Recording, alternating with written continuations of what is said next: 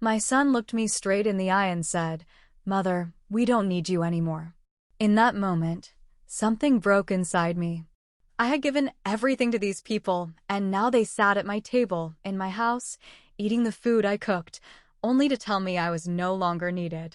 The dining room glowed with warm light, but inside me, everything went cold. I had spent the entire week preparing for this dinner. The roast was perfect, the sides were arranged carefully, and the chocolate cake in the kitchen was my special recipe. I wanted tonight to be full of love, but instead, it was full of betrayal. "Mother, we need to talk," Richard, my eldest son, began again. His voice was calm, but I could feel how rehearsed it was. They had planned this. They had talked about this behind my back. My stomach tightened. "Of course, dear," I said, forcing myself to smile, though my lips trembled. Richard glanced at his wife, Elaine, who gave a small nod. My resentment grew with that tiny movement. She always acted as if she cared, but every word she spoke was sharp underneath. That nod felt like a knife twisting in my heart. "You're getting older, Mother," Elaine said with that fake sweet voice. "We just want what's best for you." Older. That word stabbed at me, as if my age erased my worth, as if every wrinkle meant I was less capable. I clenched my hands under the table. "I'm capable of making my own decisions." "That's not what we mean," Richard quickly added. "We think it's time you let go of some responsibilities." Responsibilities? My heart raced. "Are you talking about the company?" Susan, my daughter, jumped in from the other side of the table. "You're 75, Mother. You shouldn't have to deal with all that stress anymore." 75? She said it like a curse. Like I had overstayed my welcome. My throat felt tight. "I've built that company with my own hands. It's my life's work. And you've done a great job," Susan said, her voice full of fake kindness. "But it's time for us to step in." I looked around the table, hoping to find one kind face. But my grandchildren avoided my eyes. Emily was playing on her phone, and Benjamin stared into his wine glass. Their silence felt like betrayal too. Richard spoke again, firm and cold. "We've spoken to the board. They agree. You're stepping down." I could barely breathe. "You made this decision without me?" Elaine reached toward my hand, but I pulled it away. "We just want to help you," she lied. "Relieve you of the burden." Burden. That word burned inside me. Was that how they saw me? As a problem to be handled? Susan added, "You should focus on your health. Travel. Enjoy life." Their words sounded caring, but I heard the truth underneath. They wanted control. My hands trembled again, but I hid them. "And my shares? My voice? What happens to that?" I asked, my voice shaking. Richard cleared his throat. "We've set up a trust. You'll receive a generous stipend." A stipend. Like a child getting pocket money. My face burned. "This is my company," I whispered. "I sacrificed everything for it." "And we respect that," Elaine said, still smiling. "But you need to let us take care of things now. For your future or your comfort?" My voice was sharp. "Mother, don't make this difficult," Richard said, sounding annoyed. Like I was an inconvenience. I looked at my grandchildren again. Emily giggled at something on her phone. Benjamin swirled his wine, still not looking up. They didn't care. None of them cared. Peter, Susan's husband, leaned forward, pretending to be calm. "This is best for the whole family." I snapped, "And what about everything I've done for this family? Who paid for your schools, your weddings, your houses? Who bailed you out of debts?" They all shifted in their seats, uncomfortable but silent. No one answered. "And this is how you repay me?" I whispered. "By throwing me aside?" Susan's voice softened, full of fake emotion. "We love you, Mother." "No. You love my money, my name, my company. Not me."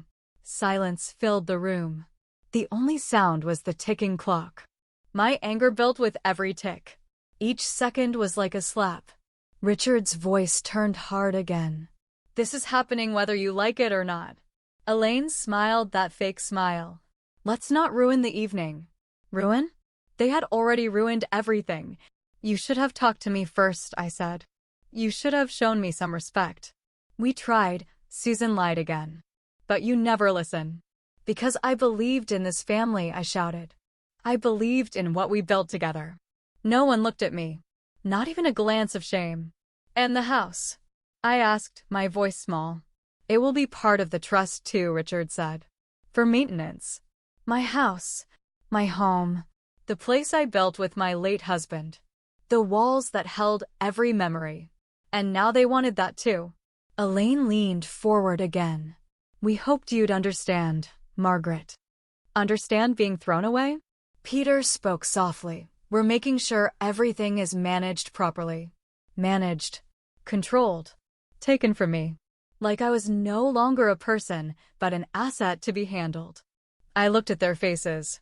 Faces I once loved. Faces I no longer recognized. Cold. Greedy.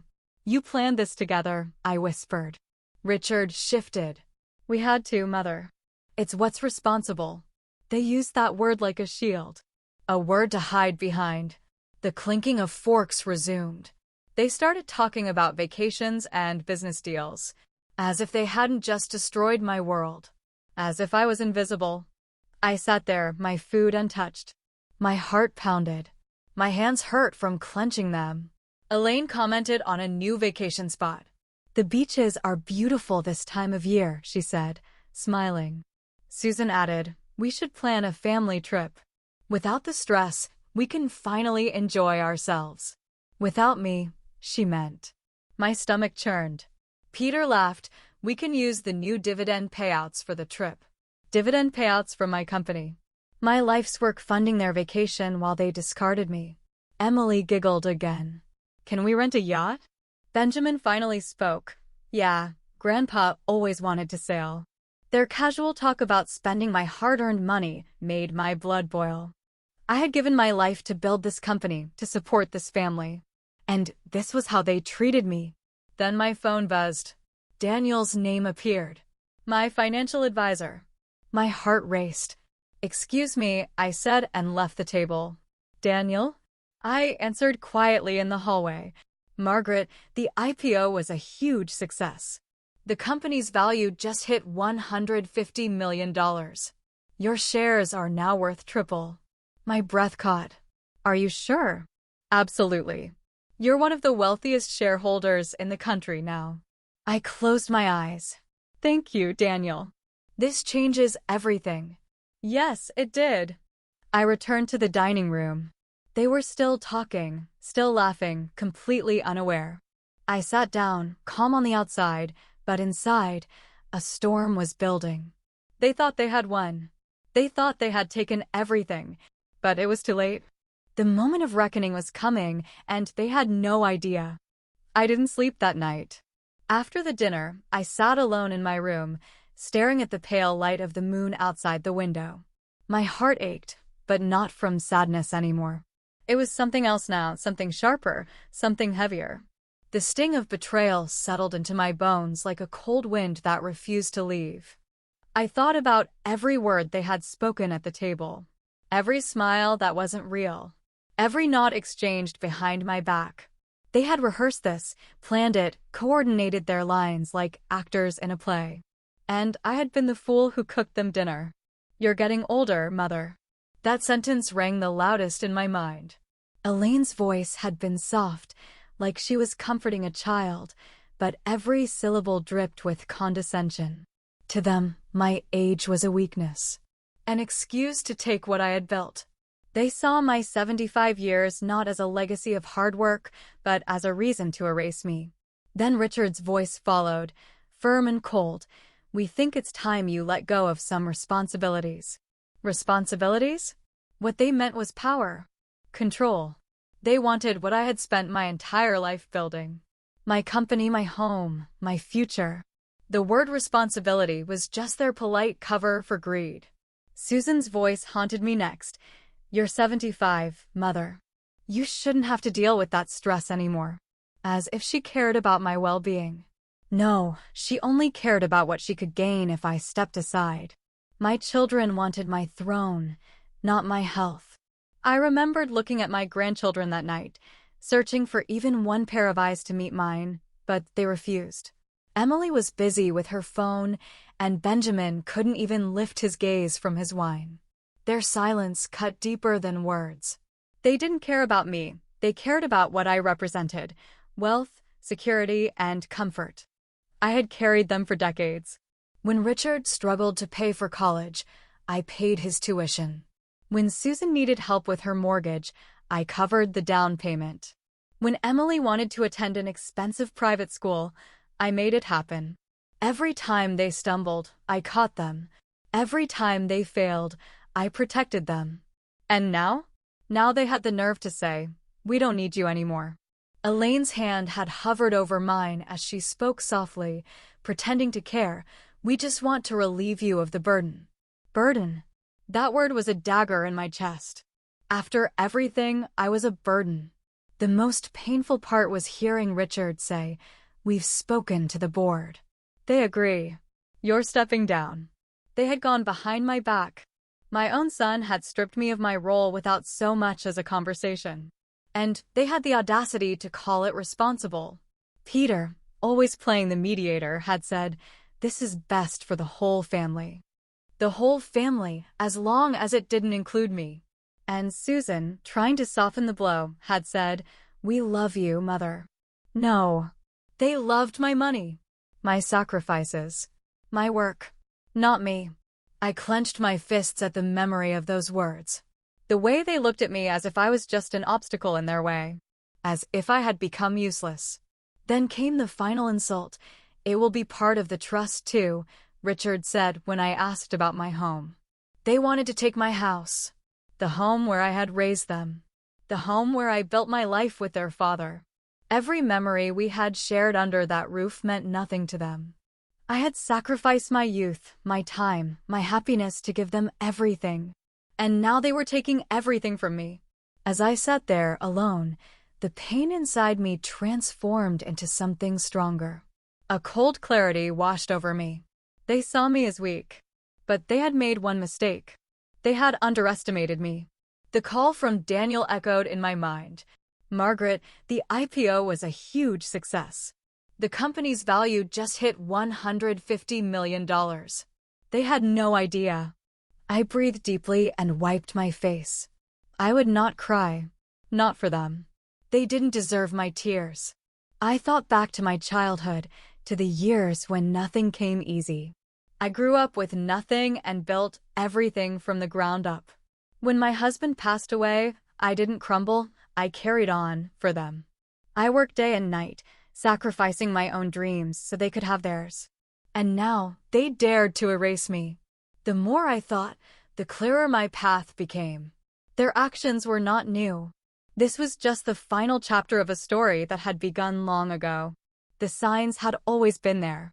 When Richard asked for help with his failing business years ago, I bailed him out. When Susan had her second divorce, I paid her legal fees and bought her a new condo so she could start fresh. When Benjamin lost his first job, I found him a position at the company. When Emily racked up credit card debt, I paid it off without a word. Every time, I told myself it was love. That family meant sacrifice. That if I gave enough, they would appreciate me. But they never did. They took, and I gave, until there was nothing left of me but the scaffolding holding up their lives. And when they felt strong enough to stand on their own, they tore the scaffolding down. I stood up from my chair and looked around my room. The photographs on the walls smiled back at me, images of birthdays, holidays, graduations. Moments where I stood in the background, always the one organizing, paying, supporting. I realized now that those photos were never about me. They were trophies of their success, built on my sacrifice. The clock ticked on, but my resolve only grew. They thought they had taken my company. They thought they had secured my home. They thought they had silenced me. But they were wrong. The next morning, I brewed my coffee and sat by the window. The sun rose slowly, casting a golden glow over the garden I had tended for decades. The flowers bloomed, unaware of the storm that had passed through my life. I picked up my phone and dialed Daniel again. He answered quickly. "Good morning, Margaret," he said. "Good morning, Daniel. I need to discuss the next steps." "Of course. What would you like to do?" I spoke calmly, my voice steady. "I want to secure my shares. Transfer everything into my name exclusively. And I want to revoke all their access." There was a brief pause. "Understood," Daniel replied. "I will start the process today." "And Daniel," I added. "Yes, I want it airtight. You have my word, Margaret." As I ended the call, a strange peace settled over me. For the first time in years, I was making a decision for myself. I walked through my home slowly, taking in every detail. The living room with its well-worn couch where we had once gathered for movie nights. The dining room where we had shared countless meals. The family portraits on the walls, now looking more like evidence of my years of service than happy memories. Every room whispered reminders of how much I had given them, how much I had poured into their lives while asking for so little in return. As I entered my late husband's study, I paused. His desk sat untouched, still holding the framed photo of us from our early days. I ran my fingers along the edge, feeling his silent support. He would have never allowed this to happen if he were still here. Tears threatened again, but I held them back. This was not a time for weakness. The doorbell rang, breaking the silence. My heart raced for a moment before I collected myself and walked to the door. It was Susan, standing there with her forced smile. "Mother, may I come in?" I opened the door just enough to speak. "What do you want, Susan?" "I wanted to check on you. After last night, we were all very concerned." Concerned. That word made my stomach turn. Concerned for themselves, perhaps. Concerned that I might not go along with their plan. "I'm fine," I said flatly. "Mother, please, don't make this harder than it needs to be," she continued, her tone shifting slightly. "We're just thinking about your future." "My future is not yours to manage," I replied, my voice firm. She sighed, as if frustrated that I was not being cooperative. "We love you, Mother. This is all for your benefit." "No, Susan. It's for your benefit," I said, closing the door gently but firmly. As I turned away, I knew she would report back to the others. Let them talk. Let them worry. I had been their safety net for too long. Now, they would feel what life was like without it. They had underestimated me, but they were about to learn who I really was. The woman who had built everything they stood on. And I was taking it all back. It didn't begin with anger. Not at first. When I opened my eyes that morning, everything was still. The sky outside was a soft shade of blue, as if nothing had changed. But everything had changed. I walked to the kitchen and stood by the window, holding my coffee cup close. The garden below looked just as it always had, but now it felt like another world entirely. My flowers stood tall, steady against the breeze, as if to remind me of what true resilience looked like. Yesterday, my family tried to strip away everything I had worked for. Everything I had sacrificed my entire life to build. And they did it with smiles on their faces, as though they were doing me a favor. They thought I would surrender quietly. They thought my age had weakened me. But something inside me had awakened, something they hadn't expected. I spent the entire morning in my late husband's study. His desk still smelled faintly of his cologne, a bittersweet reminder of the man who had once stood by my side as we built this life together. Every drawer held pieces of our legacy, financial records, contracts, legal documents, files that spanned decades. I carefully reviewed each paper, page after page. I reminded myself of every detail, every clause. I wasn't just a figurehead in this business. I had been involved in every decision, every investment, every expansion. They thought they could outsmart me, but they had underestimated who I was. Daniel called shortly after noon. "Margaret, everything is in motion," he said. "Your shares are fully secured in your name. The documents your children attempted to file without your consent are null and void. Legally, they have no claim." His words lifted a weight off my shoulders. "Thank you, Daniel," I said, my voice calm but steady. They won't take this news well, he added cautiously. They don't have to, I replied. They need to learn. The first blow had been dealt, but I knew the battle was far from over. Later that afternoon, the first of many calls came. Richard's name lit up my phone screen. I stared at it for a moment, considering whether to answer. But I needed to hear him. "Mother," Richard began, his voice light, almost cheerful. "We thought it would be best to schedule a family meeting. Just to go over everything. To finalize the paperwork." Finalize. As if they had already won. "There's nothing to finalize, Richard," I said firmly. He paused, clearly surprised. "I think you're misunderstanding. Elaine and Susan have been researching options that will make the transition smoother. We can make sure you're well taken care of." Taken care of. Like a charity case. "I've already taken care of everything," I said. The cheer in his voice vanished. "Mother, we're only trying to help you." "No, Richard. You're trying to control me," I said, keeping my tone steady. "And I don't need your help." Silence followed. Then came his sharper edge. "If you refuse to cooperate, you're making things difficult for the entire family." "You made things difficult when you conspired behind my back," I replied. "You and the others decided this course without me." Another pause. "Mother, are you sure you're thinking clearly?" There it was. The suggestion that I was no longer capable of making my own decisions. They had been preparing that argument for weeks. "I'm thinking more clearly than I have in years," I answered.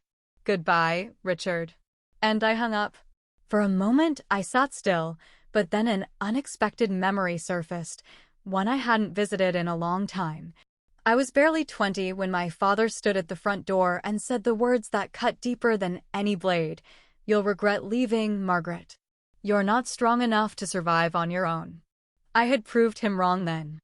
I built everything with my own hands. My husband and I had weathered storms my father could never have imagined. And now my own children, my flesh and blood, were using the same language, the same tactics to tear me down. But this time, I wouldn't let history repeat itself. The next day, Susan appeared on my doorstep uninvited, clutching a box of pastries we used to share when she was young. She wore her sweetest smile, but I saw the strain in her eyes. "Mother," she greeted me softly, "I brought you some of your favorites." I opened the door just wide enough to block her from stepping inside. "I don't want pastries, Susan," I said, my voice even. Her smile faltered. "Please, can we talk? Just you and me."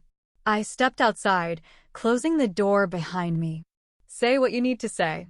"We never wanted to hurt you," she said, her voice trembling. "We were only trying to protect you. This is all too much for you. The business, the properties, it's overwhelming." "You weren't trying to protect me," I replied. "You were trying to take from me." She sighed, feigning exasperation. "We love you. We thought. You thought I was too weak to stop you." I cut her off. "You thought you could control me. But you were wrong." Her face hardened. "You're being unreasonable." "No, Susan. For the first time, I'm being reasonable," I said. "I'm doing what I should have done long ago."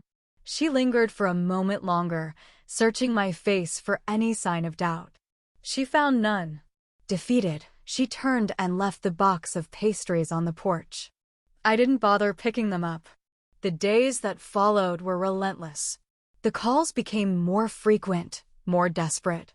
Elaine's voicemails grew more dramatic. "Margaret, we're very concerned," she said. "You shouldn't isolate yourself like this. We're family." Peter's emails became carefully crafted threats, hinting at the financial risks if I didn't cooperate. Benjamin texted, "Grandma, please don't tear everything apart." Even Emily, who barely spoke to me outside of holidays, sent a message. "Why are you making this so hard? We're your family." Family. They used that word like a chain, hoping to drag me back into submission. But I remained silent. I read every message, listened to every voicemail, but I did not respond. My silence was my answer. Their frustration grew by the hour. Then, one evening, Richard showed up unannounced. His jaw was tight, his eyes narrowed. The polite mask was gone. "Mother, we need to talk," he demanded. I opened the door slightly. "There's nothing left to discuss, Richard. You're tearing this family apart," he said through gritted teeth. "No, Richard. You tore it apart when you betrayed me. We're your children. Everything we did was for the family." "No," I said, my voice unshaken. "Everything you did was for yourselves." His fists clenched. "You're making a huge mistake." "The only mistake I made was believing that my sacrifices would earn your respect," I said. "That mistake ends now." For a long moment, neither of us moved. The air between us was thick with everything left unsaid. Finally, without another word, he turned and walked away. I closed the door behind him, locking it gently. For the first time in decades, I felt a true sense of peace. Not joy, not victory, just peace. The kind that comes only after standing up for yourself when everyone expects you to fall. I knew this wasn't the end. But whatever storm was coming, I was ready. They had underestimated me. And now, they would finally learn just how wrong they had been. The unraveling didn't take long. I almost expected them to last longer, to hold on tighter to the illusion of control they fought so hard to seize. But within days, the cracks widened and their panic began to surface. The house was calm. Every morning, I walked the halls in silence, studying the photographs on the walls, wedding portraits, childhood birthdays, holidays where I had stood quietly at the edge, ensuring everyone else was happy while ignoring the emptiness building inside me. Now, those images were reminders of the sacrifices I had made for people who had repaid me with betrayal. Their desperation arrived first in the form of Susan's emails. Each message was carefully crafted, blending concern with subtle guilt. "Mother, we're worried about you," she wrote in one of many. "This situation is putting a strain on everyone. The company's finances need attention. Please, let us help. Let them help." As if they hadn't tried to take everything from me just weeks earlier. Elaine followed with long voicemails, her voice full of manufactured kindness. "Margaret, please," she pleaded. "The family is falling apart. Richard is overwhelmed. Susan is exhausted. We never meant to hurt you. We just wanted to take the burden off your shoulders." That word again. Burden. They spoke it so easily, as though my existence itself was too much to bear.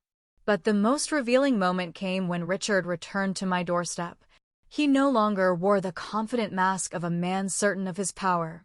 Instead, his shoulders drooped under the weight of his own unraveling plans. "Mother," he began, forcing composure into his voice, "we need to talk." I opened the door slightly. "I thought we already did, Richard." His jaw tightened, frustration creeping through his forced calm. "There are legal matters that require your input. The company's partners are concerned. Contracts need your signature." I allowed a pause, savoring the shift in power. "You mean the contracts you tried to push through without my knowledge?" His face flushed, but he pressed on. "We made mistakes. But this is bigger than any of us now. The banks are uneasy. Partners are threatening to pull out. Problems you created," I said coldly, "by assuming you could run something you never truly understood. You're twisting everything." His voice broke, his face reddening. "We sacrificed for this family. We worked tirelessly while you locked yourself away." "No," I replied, my tone like ice. "I sacrificed. You simply took advantage." He clenched his fists. "We were trying to secure the future." "You were trying to secure your control," I corrected. He stepped closer, his voice lowering to a threat. "If you don't cooperate, you're tearing this family apart. You'll lose everyone." I met his glare, my heart pounding but my face steady. "You tore this family apart the moment you decided I was disposable." He stood in silence for a long moment, unable to argue. Finally, he turned and stormed off, slamming his car door with a force that shook the windows. But the most unexpected thing happened a week later. A letter arrived, not from my children, but from the company's legal team. They informed me that several deals Richard and Susan had tried to force through were under investigation for serious violations, unauthorized signatures, improper financial transfers, and unethical business conduct. Their recklessness was finally catching up to them. Shortly after, Daniel called. "Margaret, the board is calling for an emergency meeting," he said. "They've reviewed everything. They are deeply concerned." "Let them call it," I answered calmly. "I'll attend." When the day of the meeting arrived, I walked into the company headquarters for the first time in weeks. The staff greeted me warmly, with genuine respect, so different from my family's hollow gestures. Inside the boardroom, Richard, Susan, and Elaine sat waiting. The tension in the air was palpable. Their smiles were thin, their confidence drained. "Mother," Susan greeted, forcing a shaky smile. "We're glad you could join us." I sat at the head of the table, my rightful place, and nodded. "Let's begin." The board laid out the details with brutal clarity. Every unauthorized transaction, every backdoor deal, every risk they had imposed on the company was presented. Richard and Susan stumbled through excuses, blaming miscommunication, attempting to downplay the severity. As the charges mounted, Richard's temper snapped. "This is insane," he shouted, slamming his fist on the table. "We were doing what had to be done to protect the company while you abandoned us." Susan's voice cracked. "You're destroying everything, Mother. Our future, our children's future." Elaine finally broke her stiff silence, her voice sharp. "After everything we've done for you, how can you humiliate us like this?" I listened without interrupting, letting them unleash every ounce of their anger. Their desperation no longer shook me. It revealed who they had become. When the chairman turned to me for my response, I spoke clearly. My children acted without my consent. They attempted to seize control of what they did not build and were not prepared to manage. Their reckless actions endangered this company. Richard's face twisted with rage. "You would rather see us suffer than forgive one mistake?" "This wasn't one mistake," I said firmly. "It was a deliberate betrayal. And now you face the consequences of your choices." Susan leaned forward, her eyes glistening. "We're your family. How can you be so cold?" "Because you mistook my love for weakness," I said softly. "And now, you finally see the strength you underestimated." The chairman nodded. "Thank you, Margaret. We will proceed with full protective measures for the company." The meeting adjourned. My children sat frozen, too stunned and enraged to move. I gathered my papers, stood, and looked at them one last time. "I gave you everything," I whispered. "And you thought you could take even more. But now you've lost what mattered most." I turned and walked out, leaving them behind. The days that followed were silent. No more calls. No more emails. The angry voices fell quiet. I sat by my window once again, watching the wind move gently through my garden. The weight of their betrayal no longer crushed me.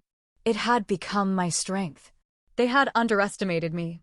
And now, finally, they understood just how wrong they had been. It didn't end with silence. Not completely.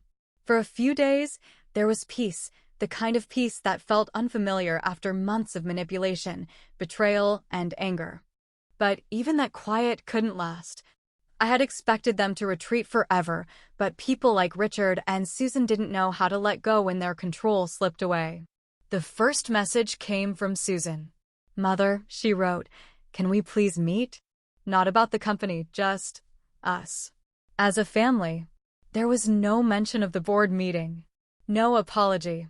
Just a thin layer of false sentiment meant to pull at my emotions, to open a door they could once again step through. I didn't respond. 2 days later, Richard called. His voice was calm, but I recognized the edge beneath it. "Mother, let's not continue like this. We said things we didn't mean. You know none of this was personal. We were scared. That's all. Not personal. After everything they had done.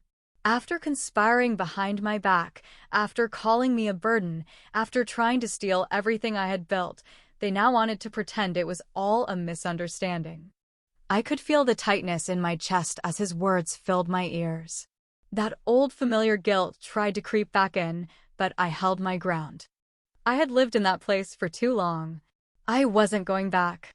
There's nothing to discuss, Richard, I answered evenly. We made our choices. You're our mother, he insisted, frustration leaking into his tone. We only wanted to protect you.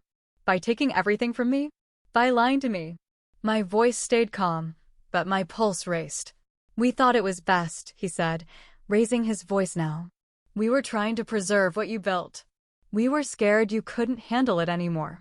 The bitterness inside me surged again. The way he still framed their greed as love. The way they always justified betrayal by dressing it up as protection. You weren't trying to preserve anything, I said. You were trying to replace me. There was silence. A long pause where he had no defense left to give. Finally, he sighed.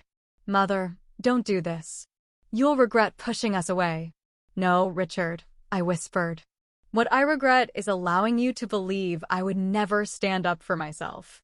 The line went dead, but they didn't stop there. Elaine sent a carefully worded letter the following week. Printed on expensive paper, folded with precision, every sentence calculated to appear reasonable. Margaret, she wrote, the family is suffering. The children are confused. The holidays are approaching. Do you really want the grandchildren to grow up resenting you? They don't understand why you've distanced yourself. This doesn't have to be permanent. The grandchildren. The ultimate manipulation. They knew how deeply I loved them, how much I had given for their futures.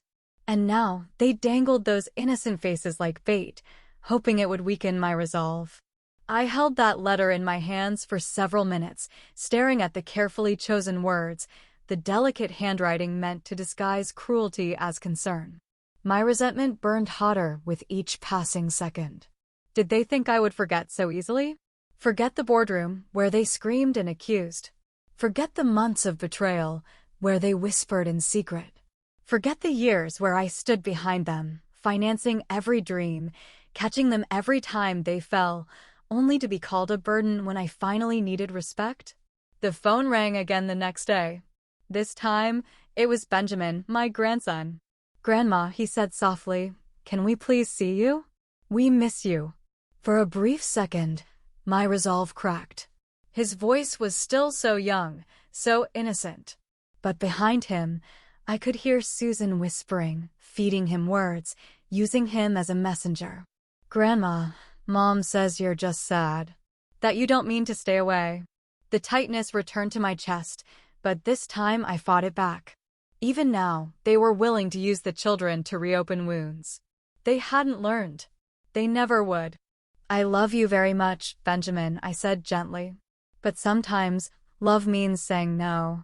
He didn't understand. How could he? But I had to protect him too, even from his own parents. After that call, the house grew quiet again. The silence was heavy, but it was mine. I spent my days tending the garden, reading the books I never had time for, and sitting by the window watching the seasons change. The weight that had lived on my shoulders for decades was finally gone. They weren't calling anymore. The visits had stopped.